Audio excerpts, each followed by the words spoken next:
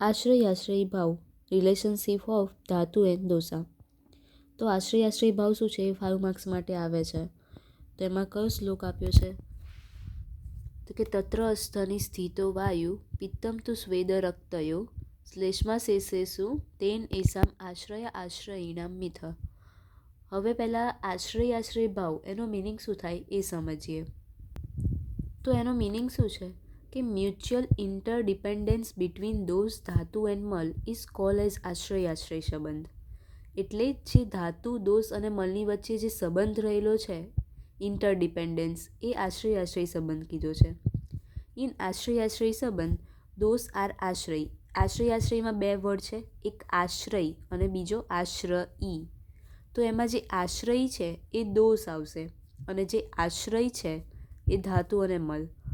પહેલાં અહીંયા કહી તો દીધું કે આશ્રય ભાવ, તો એનો મિનિંગ શું છે? પહેલો વર્ડ છે આશ્રય, તો કે વન હુ ગીવ સપોર્ટ, એટલે એ કે જે બીજાને સપોર્ટ આપશે એ આશ્રય કહેવાશે. અને આશ્રય એટલે શું? વન હુ ટેક સપોર્ટ, જે સપોર્ટ લે છે એને આશ્રયી કહેવાશે. એટલે આશ્રયનો મિનિંગ શું થયો? આશ્રય એટલે જે રહેવાનું સ્થાન આપે, જગ્યા આપે. અને આશ્રય એટલે જે એ જગ્યાનો ઉપયોગ કરે. ધારો કે ઝાડ છે એની ઉપર પક્ષી બેઠું છે, તો ઝાડ એ આશ્રય થઈ ગયું. કોના માટે? તો કે પક્ષીઓ માટે. કેમ કે પક્ષીઓ એની ઉપર રહે છે, એ સ્થાન લે છે, એટલે એ આશ્રય થયા. એટલે અહીંયા જે વસ્તુ કોઈ આપે એ આશ્રય કહેવાય, અને કોઈ એ વસ્તુને લે, ટેક કરે, એ વસ્તુને ત્યાં લે છે એની ઉપર, એ આશ્રયી કહેવાશે. તો અહીંયા આશ્રય કોને કીધા? ધાતુ અને મલને. આ યાદ રાખવાનું છે, આમાં કન્ફ્યુઝ નથી થવાનું. આ પૂછે છે. અને આશ્રય દોષ એટલે જે વાત પિત્ત કફ છે એ આપણી 7 ધાતુની અંદર રહે છે. 7 ધાતુઓ એમને આધાર આપે છે. બરાબર? તો હવે અહીંયાનો શ્લોક. તો શું કીધું? તત્ર સ્થની સ્થિતો વાયુ પિત્તમ તુ સ્વેદ રક્તયો શ્લેષ્મા શેષેષુ તેન એસામ આશ્રયીણામ મિથ. એટલે શું કીધું? તત્ર સ્થની સ્થિતો વાયુ, એટલે જે વાયુ છે, આશ્રય છે વાયુ, એ અસ્થિની અંદર રહે છે. પિત્તમ તુ સ્વેદ રક્તયો, પિત્ત, સ્વેદ અને રક્તની અંદર રહે છે. અને શ્લેષ્મા શેષેષુ, એટલે શ્લેષ્મા એટલે કફ, બાકીના બીજા જે ધાતુઓ રહી એમાં. તો બાકીની આ 3 સિવાય જે રહી અને જે મલ બીજા 2, એ બધા કફ એમાં રહેશે. પછી શું કીધું? કે વાત રિસાઇડિંગ અસ્થિ ધાતુ. હા, જે મેં કીધું એ ખાલી સેન્ટેન્સમાં છે કે વાત એ અસ્થિ ધાતુમાં રહેશે, પિત્ત, રક્ત અને સ્વેદમાં રહેશે, જ્યારે કફ બીજા બધામાં રહેશે. The causative factors which are responsible for the increase and decrease of the આશ્રય also causes to increase and decrease of આશ્રય.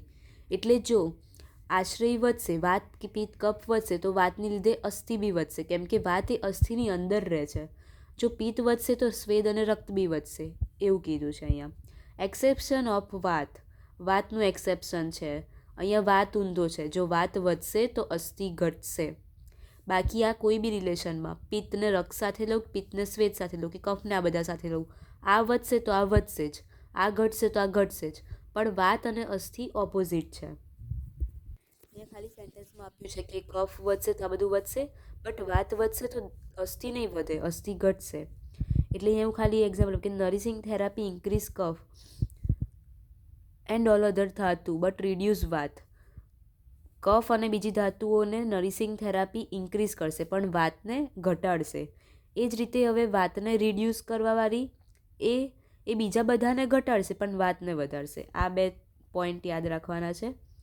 હવે હું એ સમજાવું કે વાતના લીધે વાત વધશે તો અસ્થિ કેમ ઘટશે, અને પેલું બધું વધશે તો આ જોડે કેમ વધશે એ સમજીએ.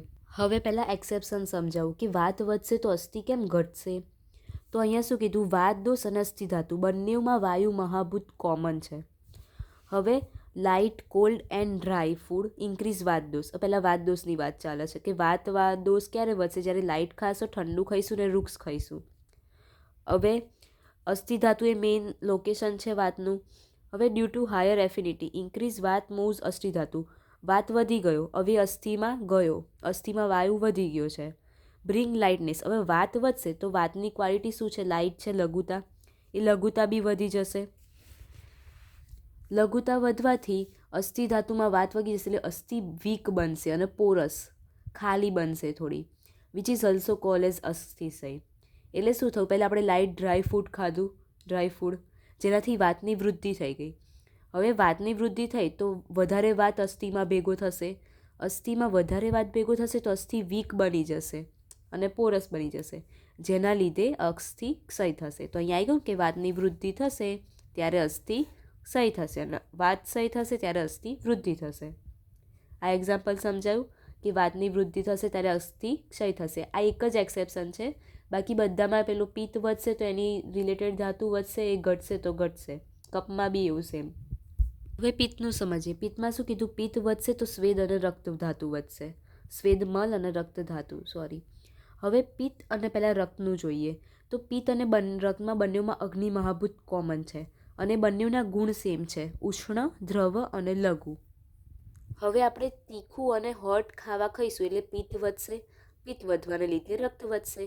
એટલે એ થયું કે પિત્ત વધશે તો રક્ત વધશે અને પિત્ત વધશે તો સ્વેદ બી વધશે. સ્વેદ કેમનું, તો જ્યારે આપણે બહુ જ તીખું ખાઈ લઈશું તો આપણને ખબર આમ પરસેવો થવા લાગે છે, એટલે કોઈ બી વસ્તુ તીખી ખાઈ એટલે સીધી આપણે રિફ્લેક્ટ કરશે અને સ્વેદ ઉત્પન્ન કરશે. એટલે ત્યાં બી થઈ ગયું કે પિત્ત વધશે તો સ્વેદ બી વધશે.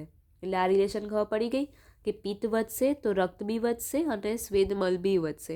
કેમ કે બહુ તીખું ખાઈએ તો પરસેવો આવી જાય છે. એ સિમ્પલ લોજિક એક્ઝામ્પલ છે, એના પરથી જ ખબર પડી જાય કે આપણે તીખું ખાઈએ, તીખું એ શાનો ગુણ છે, પિત્તનો જ. તો આ થયું પિત્તનું એક્ઝામ્પલ.